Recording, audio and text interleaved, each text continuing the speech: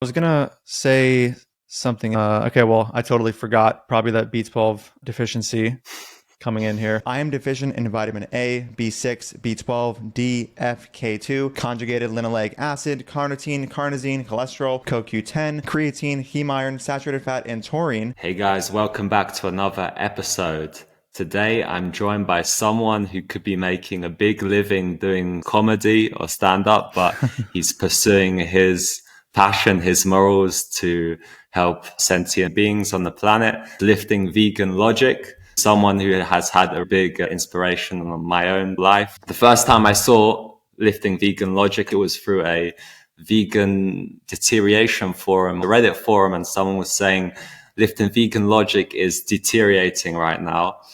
I watched the video and I was like, he doesn't seem to be deteriorating. Those videos are always really good activism because they're so stupid that they're like, wait a minute, maybe I should actually be on the other side because this person's an idiot.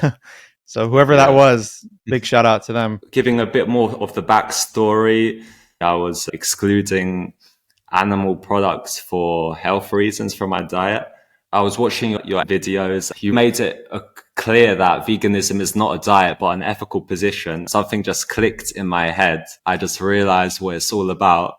That's it. I'm vegan. I know that your brother had an influence on you. He sort of gave you an appreciation for the ethics. Yeah. So my brother had gone vegan about 3 years before I went vegan, and I went vegan when I was 18. So when I was 15, that's when he went vegan. And I've always looked up to my brother. He's still to this day, I believe, like one of the most intelligent people I know, a very logical, reasonable person, and kind of instilled in me at a young age to try to be logical in general and learn how to reason. And because of course, how I looked up to him, and even at the time, I look at him as like someone who's much smarter than me. I had a hard time giving good arguments against the ethical case for veganism, which he was pushing on me over time. So for some time, I knew what I was doing was wrong, but I would still engage in the behavior. And him and I being very close and having a kind of comedic relationship where we kind of fuck with each other. He would, if I came home with animal products, he would say something to me like, "Oh, like how many chickens had to die for that?" Or like what, he would just kind of push my buttons a bit and like reinforce that what I was doing was wrong, but more like in a playful way. And I was always like, yeah, I'm a piece of shit. Sorry, whatever. But over time, I couldn't handle like the dissonance associated with that behavior, while my values were telling me like this is a bad behavior. So after 2 years or so, I was slowly getting into more of the health aspect of this, and I was eating plant-based for 6 days a week my senior year of high school. So that's when I was around like 17 to 18 years old. And then after about a year of that, I knew how to do it because I was doing it for 6 days a week. And it just, the dissonance kept building up. It's like, well, how come for this one day out of the week, you're just, supporting these industries when you yourself have a passion for things like the environment. And also, that deep down ethically, you can't justify this. And I also had a little bit of a disdain toward like humanity at the time. So that also kind of made me be like, well, how are you going to be so part of this problem that is, founded upon by humans, that's toward animals, while supporting it every like once a week when you know exactly how not to, because you're doing it 6 other days of the week. And then it was around when I graduated high school in June of 2015, when I was 18, that I was like, okay, fuck it. I'm just going to stop doing this because the guilt was too much. And I knew how simple it was because I was doing it every week for the majority of the time. So that's the basic backstory of what led me to eventually go full blown vegan. I remember one of your videos where you went to school and you did a speech. I was in a public speaking class because it was mandatory to take it for my major. I think most majors actually required it where I went to university. And I was excited because like my professor was actually a vegan by total chance. It's not like most of my professors are vegan. This was the only vegan professor I've ever had in my college career, or whatever you want to call it. And she said at the beginning of the semester, like, oh yeah, like there's going to be a speech you have to do in regards to what you're passionate about. Like if you want to like make a convincing case for something. And I was so excited to do this. And then she switched it last minute and was like, oh, actually you have to do the speech for something that you are against. And the point of the assignment was to show like, oh, that you understand the arguments of the other side, and so being the sarcastic person that I am, I was like, okay, well, I'll just make like a really, I'll use the arguments that people do use, but make them sound dumber than they are. Although I would say that without my additional adding to how dumb it is, it's already pretty dumb. And then I did like a sarcastic speech advocating for anti-veganism, almost like referring to like taste pleasure as a justifier for maltreatment of others, and talking about nature and how, it made an appeal to tradition, I believe, at one point in the speech. And I was just like, yeah, we've been doing a lot of really terrible things for a long time. And so that must mean that it's okay because we haven't stopped doing it, right? So same thing with eating animals. And the classroom knew I was vegan, so they knew I was kind of trolling. But I think I made actually a good case for why you should be vegan, although my speech was to convince otherwise. And I got an A, so I assume I did well according to my professor. Yeah. With regards to all your videos, the due diligence, the evidence, the studies that you constantly cite, do you do all of the research yourself, or is your brother still involved somehow behind the scenes? No, my brother's not really involved. Like he's helped me with a couple videos where like something mathematical had to be done, because he's like he has his master's in electrical engineering, and he's working his PhD in computer science right now. He has a bachelor's in physics. Like he's very big on numbers. Like, so he's helped in regard to some of that.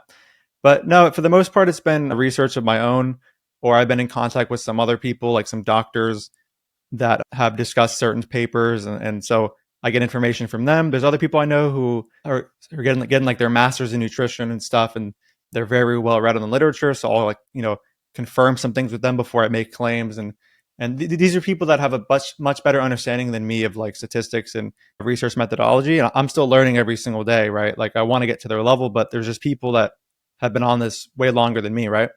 So it's a combination of like my own research plus the help of some friends.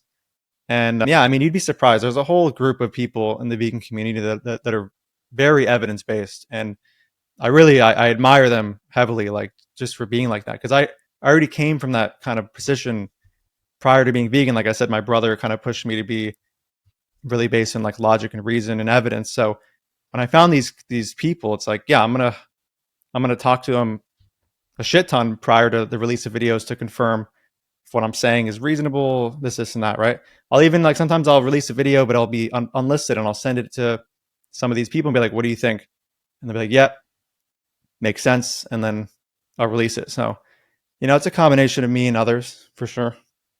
The vegan community, there's a evidence-based sphere of people, but there's also a few names here and there who occasionally come out with outrageous claims or exaggerations. What is your take on this? When I first started this, I was 18. I was pretty young and naive, and I used to say things like, "Oh, like animal products just cause cancer. Like they just simply they're just going to cause cancer. They're the cause of like all disease."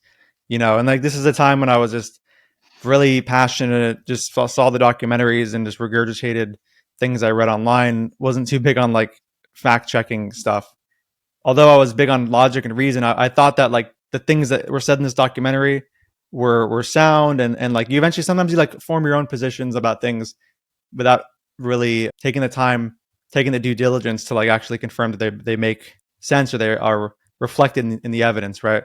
But yeah, like so I've seen there's some vegans that claim that they think that like one serving of animal products per month is going to make you unhealthy, and it's really absurd stuff like that. They can't accept that an animal product could actually be considered healthy in certain contexts. And I wish that was the case, that you couldn't. It would just help our case, right? But it isn't. The evidence suggests otherwise, and that's fine. I mean, we don't need to exaggerate claims.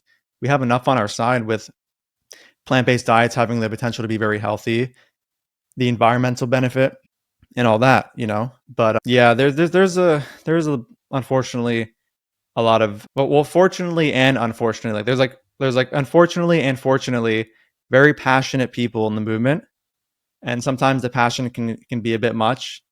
and they are very closed off to new ideas that maybe don't make plant-based eating look as good as they once thought, or maybe don't make an omnivorous diet as bad as they once thought, and they're very closed off to any fact that could even remotely support the consumption of animal products.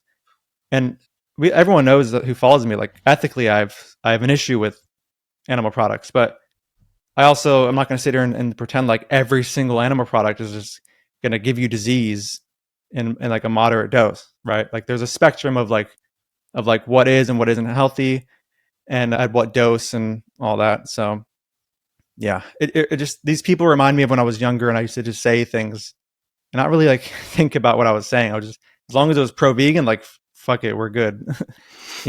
Outside of the vegan sphere, you also often do videos where you have sarcastic reactions to very clever people such as Sam Harris, Sadhguru. I was reading his book and then I watched a video and then I was like, I cannot read this book anymore. He claimed that he went on the mountain and got enlightened. And these people turn their minds off. Do you still take them seriously despite what they say with regards to veganism? There's obviously people have like good things to say about certain topics, and then they might not have such good things to say in regard to veganism. Like I think Sam Harris has a lot of good things to say about things like secular, like spirituality or spirituality without religion, psychedelics, meditation, things like that.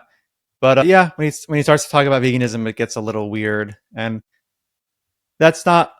It's not that it's surprising, really. I mean, veganism is not only is it like hard to come to because of all the cultural pressure, but there's a lot of reasons why people will have a hard time accepting that there really isn't a much good argument against it, because there's the emotional attachment to food. People love their food choices. It's accepting veganism fully comes with having to break lifelong habits. So you might be motivated to not have to do that. There's just a lot of things. Whereas other topics like, I don't know, whatever Sadhguru talks about nowadays, or Sam Harris, the things that they talk about, and even if you're talking about the skeptic sphere where you're talking about how there's not much evidence for God or something, there isn't much of a lifestyle switch that needs to happen for you to accept these ideas. But when it comes to veganism, like you actually have to live in accordance with them and show this with your daily habits and what you purchase. And it just takes way more effort. So there's just more reason and motivation for people, especially lazy people, to not fully accept it and instead find like really silly arguments to get around it so they don't have to change their daily habits. You know what I mean? For me, you cannot claim to be a master in meditation, mindfulness, if you cannot be vegan. It's very odd. I mean, people that are into meditation, they tend to be into things like well-being, generating as much well-being as we can, doing good, giving back, things like this. And if you're doing those things and you have those like daily affirmations of these kinds of endeavors you'd like to complete, but you're also knowingly supporting animal agriculture and paying for animals to be bred, exploited, commodified, murdered, etc., like sentient beings that also have a capacity for well-being, as you do as a meditative practitioner or whatever, then I have a question mark in my head when it comes to you. And if your convictions are legitimate, you know what I mean? Like it's tough to hear that somebody knowingly does this. If someone doesn't know, that's different. Like some people, the conditioning and the cultural conditioning is so heavy that some people don't even know how cruel this really is, or they haven't really thought about the logical aspect of veganism and you like things like name the trade and all that. And if you can actually come up with the logically consistent justification for treating animals this way. So yeah, it's just going to depend on the person. But if they know and they meditate and they're all about the spiritual positive stuff, I have a hard time taking them seriously. Yeah. I've also met a lot of people that are just not aware of what's going on. For example, they think that there's just specific cows which make milk for us. I've spoken with vegetarians who think they're completely ethical. What is your approach to this? You're going to have to inform them, obviously, on what they just don't know about. And one quick thing could just be the separation of mothers and calves. Some people talk about like, oh, but this farm doesn't do it. And we all know like how economically not viable that would be, right? If you just were to let the dairy calf take all the milk that we're trying to sell.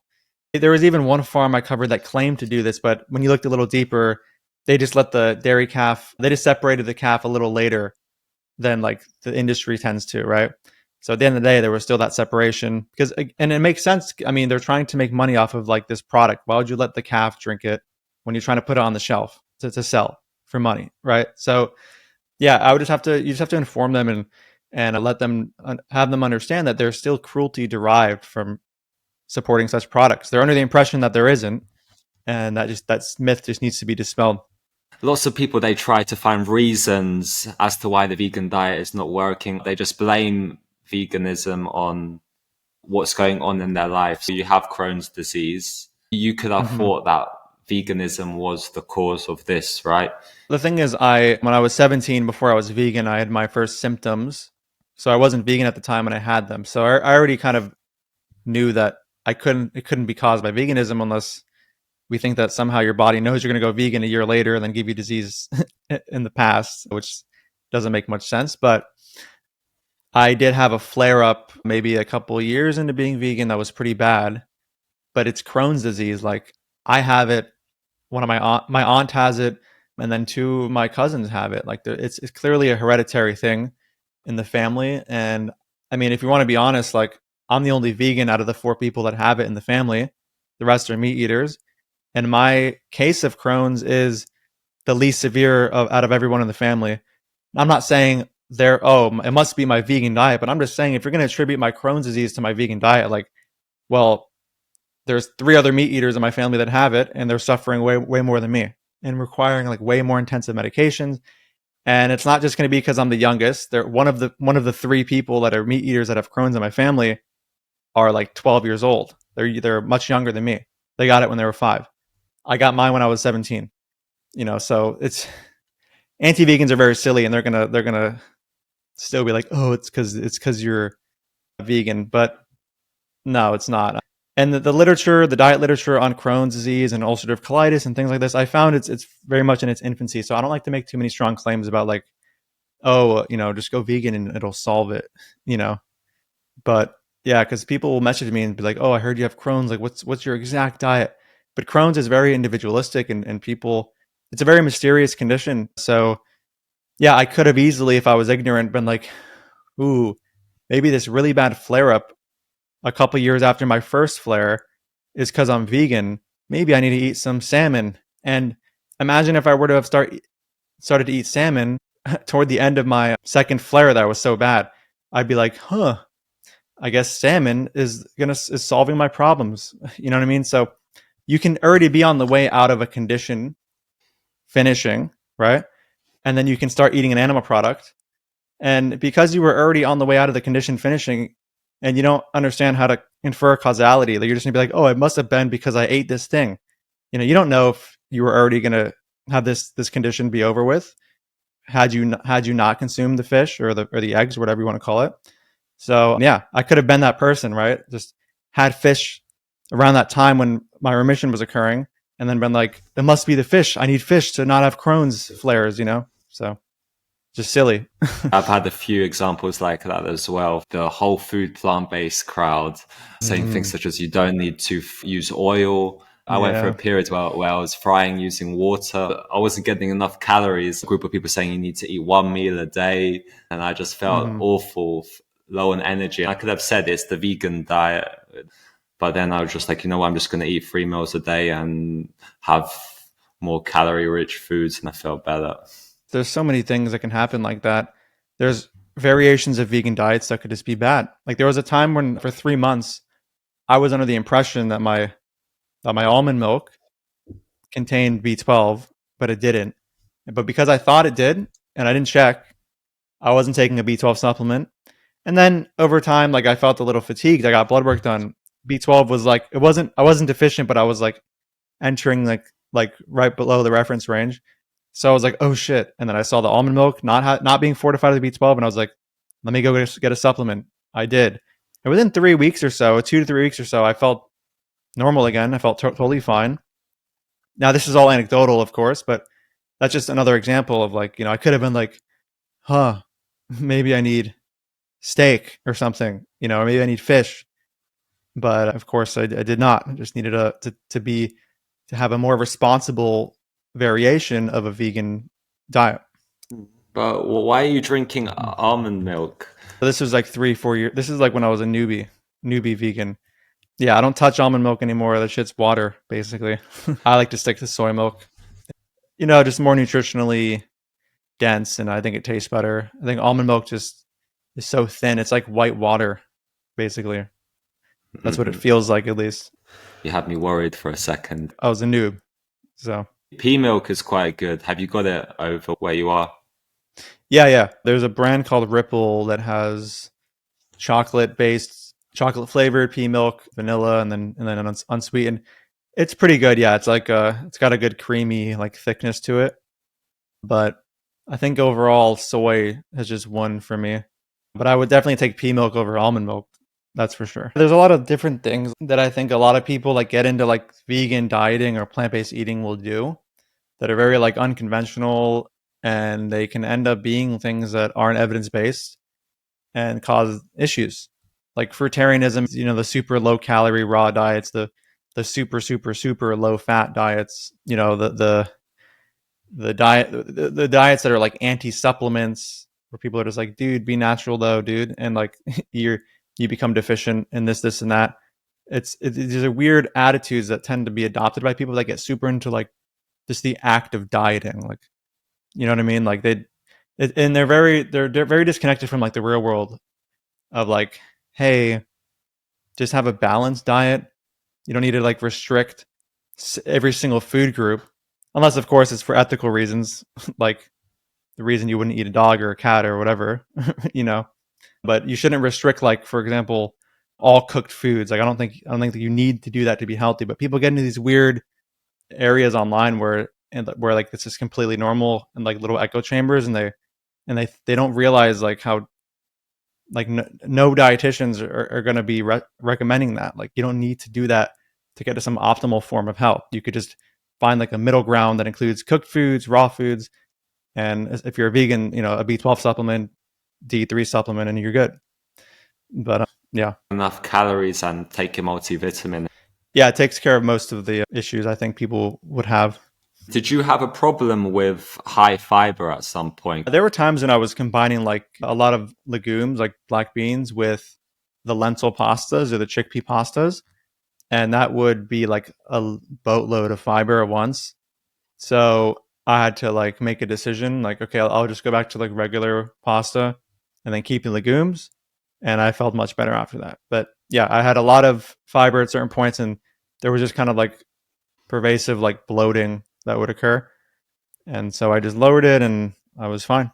What's your take? Are beans a good protein source? I don't like this way of thinking that's been brought about certain parts of like the plant-based fitness community, where someone will say, oh, like beans aren't a good protein source. And it's like, yeah, well, we know that alone beans aren't a good, like, I never tell someone, hey, dude, just have like beans all day to get your protein. But I think plant-based diets fundamentally are very based on like complementary nutrients, and like we don't look at everything in a vacuum. So if you're trying to get your protein up, like I would say in a meal with rice and tofu, that beans would be a great addition. You know what I mean?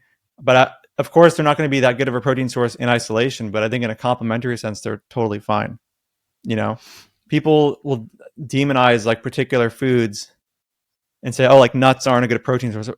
Nuts aren't a good protein source. It's like, well, yeah, like in isolation, it's a lot of just fat.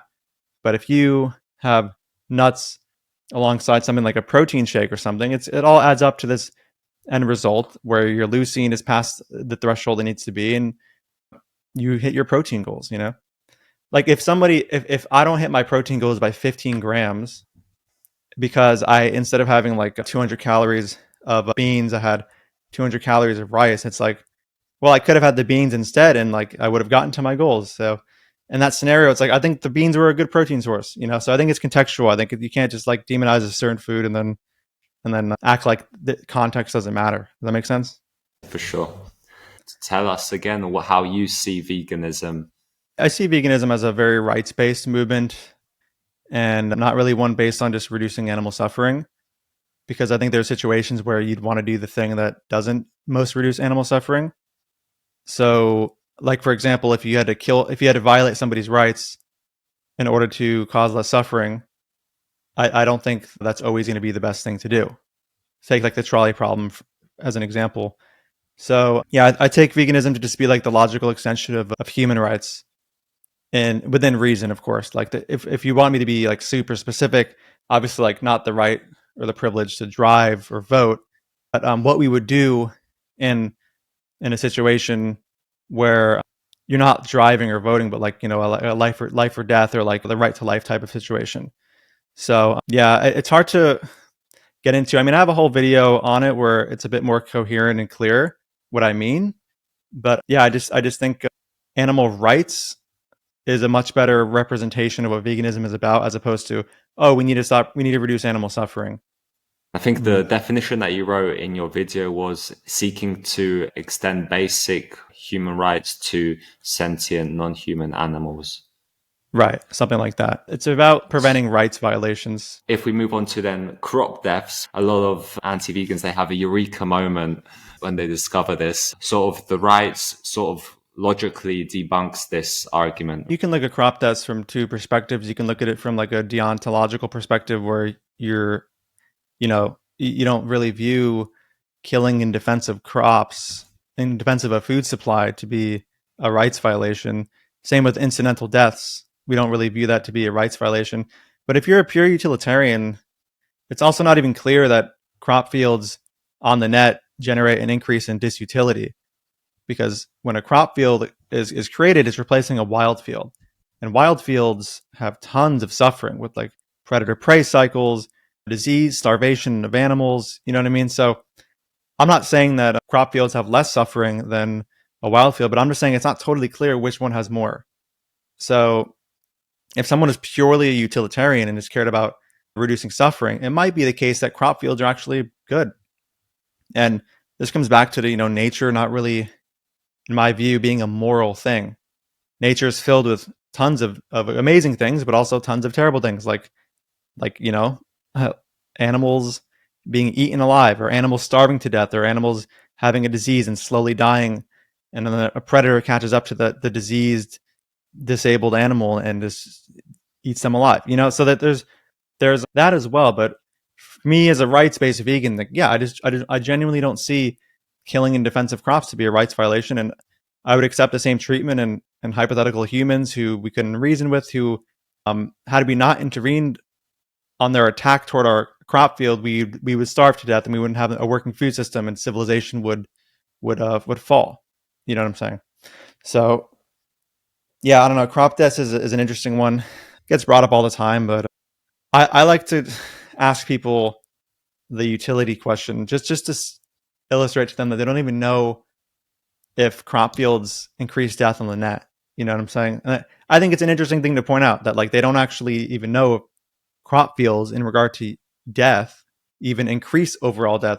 They might actually reduce death if we had run the calculations. I don't know, but I think it's something to think about. I think it's better to just think of what's going on in terms of the rights violations. Even the farmers, most of the time they're non-vegans, and if we have vegan farmers, they would be looking to even improve the conditions, won't shoot the animals. I'm guessing most of these farmers are non-vegan as well, right? Like you said, a vegan world would be filled with predominantly vegan farmers. So we would, if we had an issue with these forms of killing, we would take precautions, and we probably wouldn't have as many situations like this where we have to kill in order to defend property. You cannot say that crop deaths are exploitation, just like you cannot say that people that cross the roads and get hit by a car, that's not the exploitation of humans, right? Exactly. If we define exploitation as some kind of like rights violation, which is how I view the word, although it's a pretty nebulous term, like people will define it differently. But for me, yeah, I wouldn't view incidental deaths as rights violations. And also, people, at least in regard to like mice and stuff, they underestimate like how many mice end up actually dying, or like they think that they're so dumb that they're not going to run away when they hear the giant combine coming through. There was even a paper where I believe they had like 33 mice or something, and they attached these trackers onto them. And I believe the vast majority of them got away. And the ones that did die, I believe it was mostly from predators, not the actual combine. I can try to send you that paper after this if you want to like put it on the screen or something while I'm talking. And though that's just one paper, I'm just saying like people, these anti-vegans have this weird vision that like mice are so dumb that they're just going to sit there and get like obliterated by the combine. But like it's pretty loud and it's a pretty large thing, you know. And so yeah. I think I've read this paper actually, and I think it was about 3% of mice they died, and then 50% they got eaten, which comes back around to you saying we don't know what would happen if it was just left in nature. Right, exactly. If we talk about smartphones, vegans are using phones just like everyone else. If someone says vegans are hypocrites because they're using iPhones, and what's your take on this? This is one of my favorite ones. Well, this usually comes with the claim that there is cholesterol in iPhones, and specifically they're required in the production or they're inside the LCD screens or something like that. And if you try to actually trace this claim back, you'll only find these like random blog articles with no sources making the claim, and you end up finding that somebody actually just ended up confusing the word cholesterol with cholesteric. And there's basically these things called liquid cholesteric crystals that are in LCD screens. And that's what they're really talking about, not cholesterol. So just to be clear, like there's no animal cholesterol in LCD screens. It's liquid cholesteric crystals. So that's where that comes from. And that's my usual response to that nonsense. I guess you could also say that vegans, by not using their phones, they will give less utility to animals as well, right? Because all of the activism is from using the phones, and vegans, they're a small enough population as it is. All the activism is done using the internet most of the time. So yeah. if vegans just said, no, we're going to just shut ourselves off, it's hard enough for Resi as it is, right? Yeah, especially with social media being like the main way to communicate nowadays. You know, I'd argue there's probably more utility in using phones than not in regards to activism. Just you have way more reach. The COVID vaccine. People think that the taking of it would put in demand animal testing, when in reality, I believe not taking it could actually instigate further testing to give people more reason to take it if they feel hesitant, they want more evidence. The preclinical testing might actually increase if we don't. Yeah. And I think there was like concern about animal products in the vaccine, and I don't believe that there was. I think there was like squalene or something in one variation that didn't even hit the market. I could be wrong there, so don't take that with a grain of salt. It's been a while since I've looked into all this COVID stuff, but yeah. It sounds right what you said, and there was cholesterol in the vaccine as well, but it was synthesized from phytosterols. People think cholesterol is only from animals, but yeah, it can be synthesized. Just for the viewers to understand, so buying or taking the vaccine doesn't generate more demand because it's already been tested on, right? Yeah.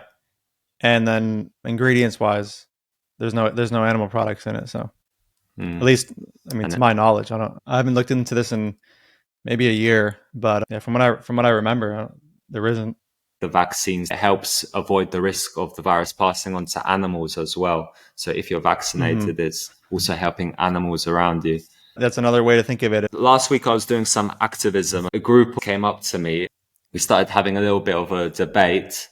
And one of their arguments was that God gave us dominion over animals in their religious texts. My basic response to religious people who resort to the Bible or God's word or whatever is I say like, okay, wait, so what you're saying is like basically we can do what we do to animals today because God said that it's right.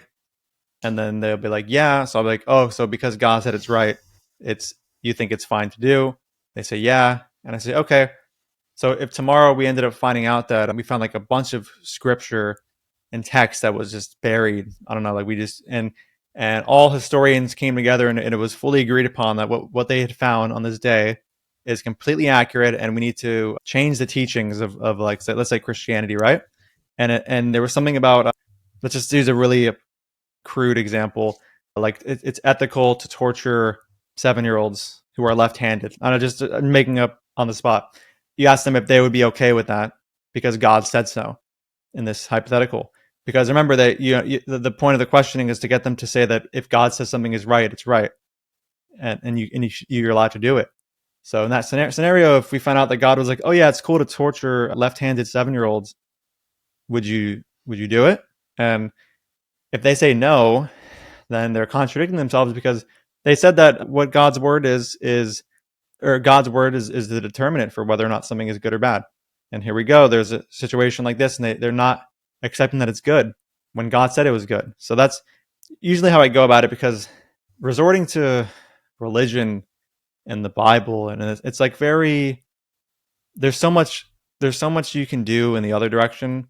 If imagine I had my own religion, and I had my own spiritual experience, and I was like, oh well, my God says we have dominion over this demographic of humans or something, like some racist position. What are they going to say to me that I can't just say to them? We're both resorting to like our imaginary friend in the sky about where we get our morals from, and we all have just as much evidence for it in like a real sense. So yeah, that's kind of where I go with the religious folk.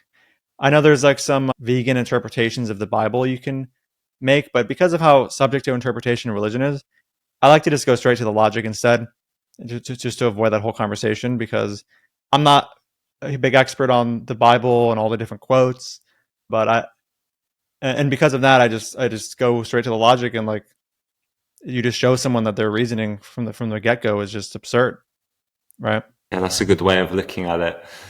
Dominion for me not gives you the right to just murder these sentient beings. I don't know how they make that jump, but you just take a different approach where you just go straight to the logic.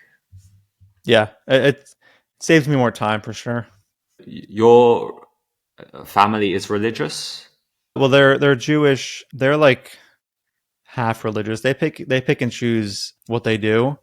For example, they don't do like Shabbat dinner, or well, they do Shabbat dinner, but they don't do like Shabbat in the form of you can't use technology from like I believe like Friday night all the way up to Saturday night. Like they don't do that, but they'll celebrate some of the various holidays like Rosh Hashanah, Hanukkah, Yom Kippur. But yeah, they do not do everything, and I feel like it's the case with a lot of religious people. They pick and choose what they should and shouldn't do. They don't go to temple every day. They don't, like my dad doesn't do tefillin every day. Tefillin is this thing where you have to wrap the leather around the opposite of your dominant arm, and then say these prayers. And really, really religious Jews, they do it every single day, but my dad doesn't. Many people in my family don't do it.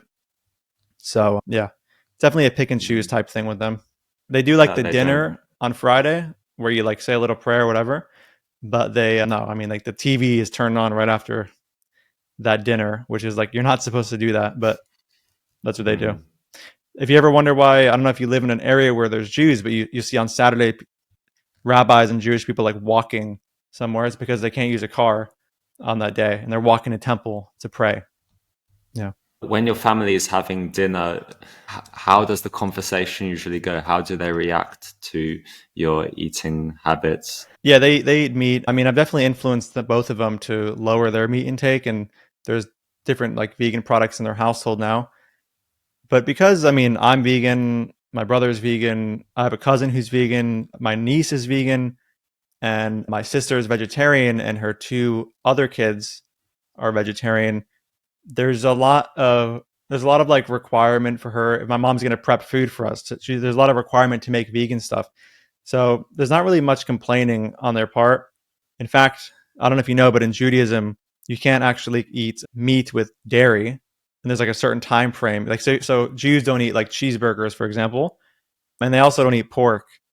But you could use vegan cheese and vegan meat and then have a cheeseburger. So in a way, like the vegan diet is actually kosher for Jews in a way where they can satisfy a craving for a cheeseburger or something like that.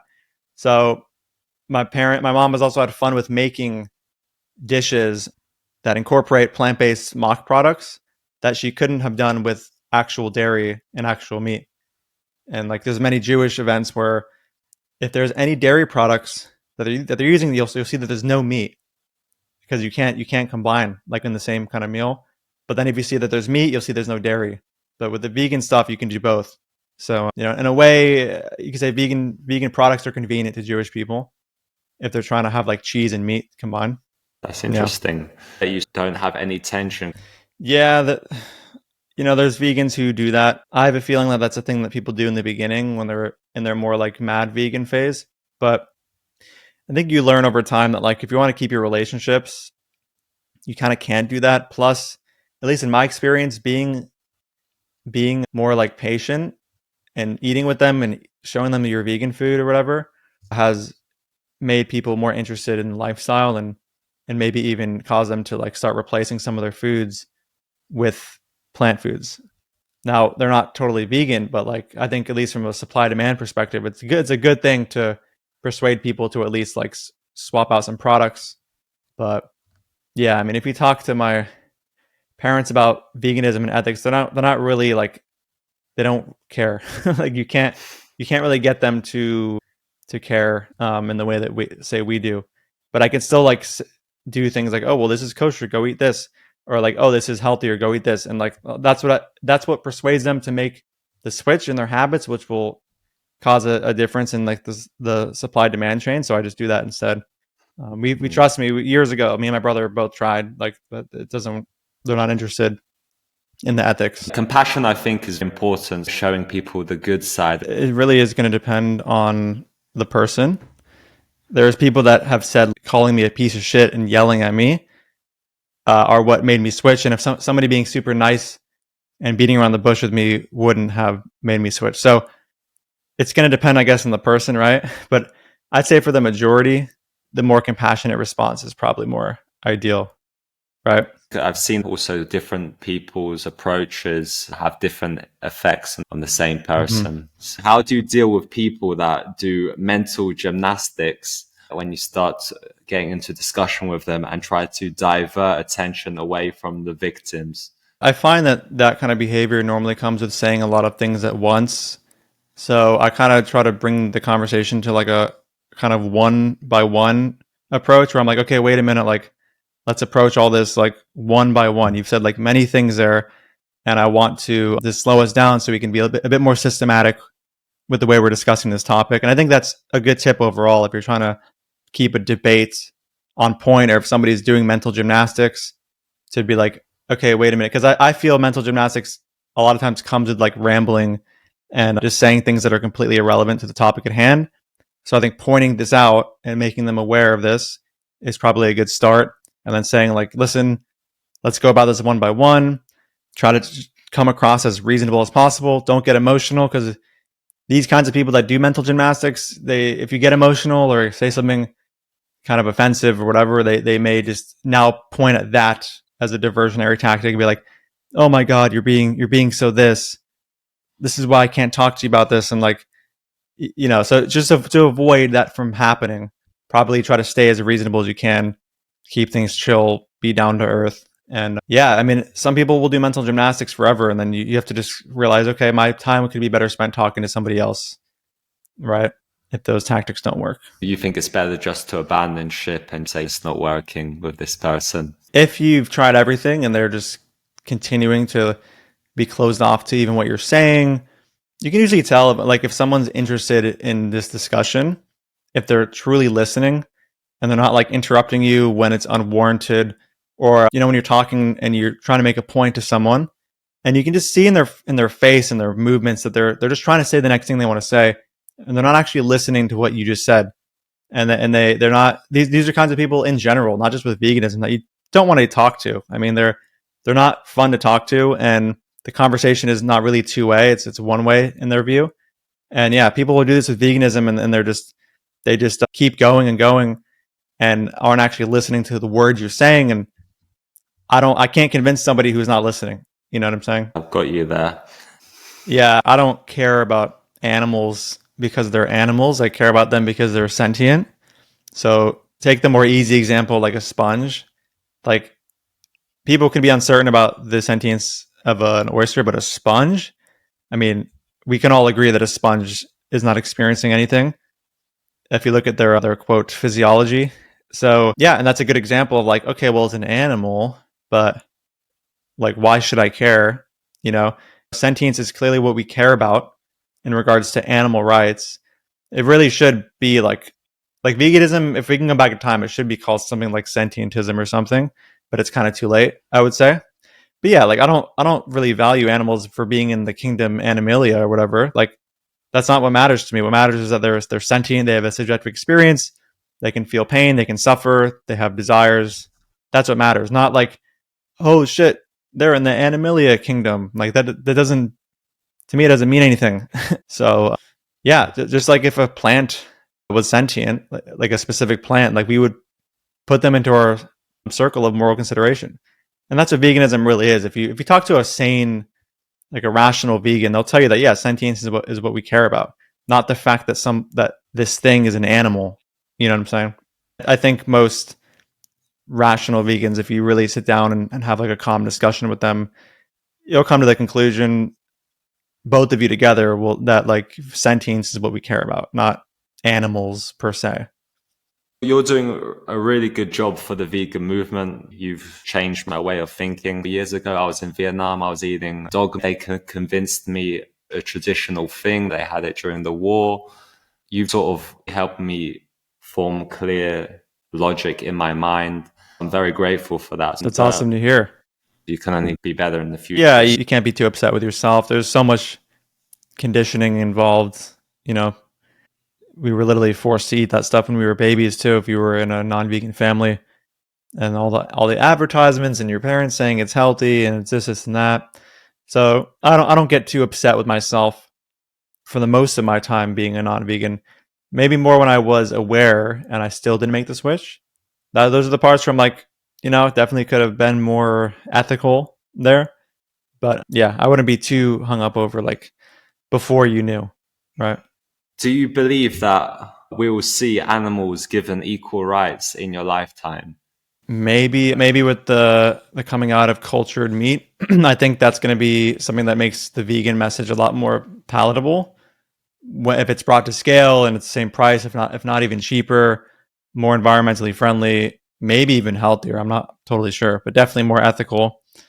But I don't know, like, you know, we still live in a world with racism. We still live in a world with sexism. And so I wouldn't be surprised if there was still speciesism, you know, 60, 70 years from now, but we'll certainly be closer. I believe. And for me, it's obviously the end goal is to make the whole world vegan. But what matters to me, like in the short term, is each individual that does go vegan and, you know, over their lifetime affects the supply chain and reduces the supply, which in this case is bred into existence animals who will be like, you know, commodified, subjugated, exploited, murdered, etc.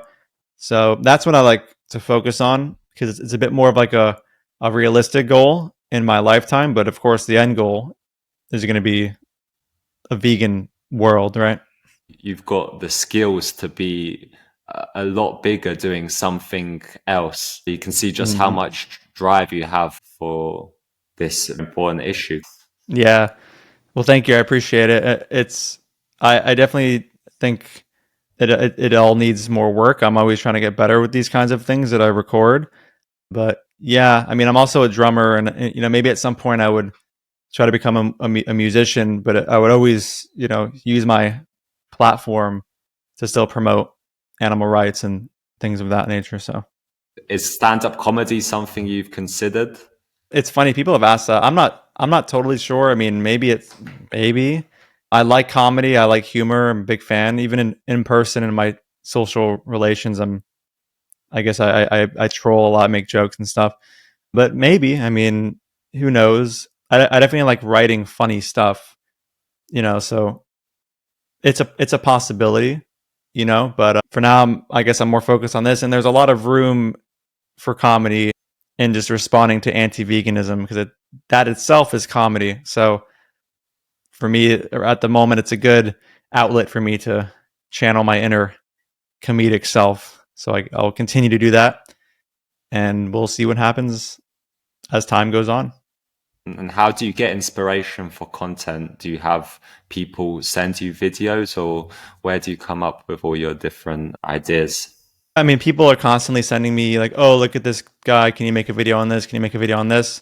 Sometimes I just find stuff, but like in terms of the comedy and stuff, I mean, sometimes it's just good to live a little bit. And I take like every couple months, I'll take like a 1 week off and go somewhere, just to get some new perspective, or maybe I won't even go anywhere. I need it for like a social media break. But watching shows and different comedians and getting a sense of their humor and style, it all just influences the way that my mind works, right? And then usually ends in me producing something.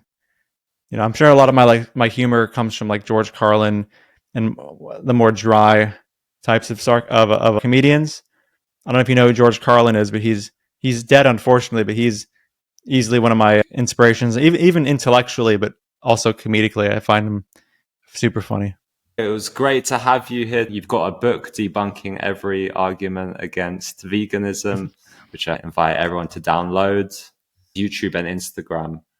Yeah, YouTube, Instagram at lifting_vegan_logic. And then I'm on Twitter as well, where I'm a bit more sassy, but that's at vegan_logic. So actually, I thought it was kind of nice that I got the vegan logic domain, if I use that word.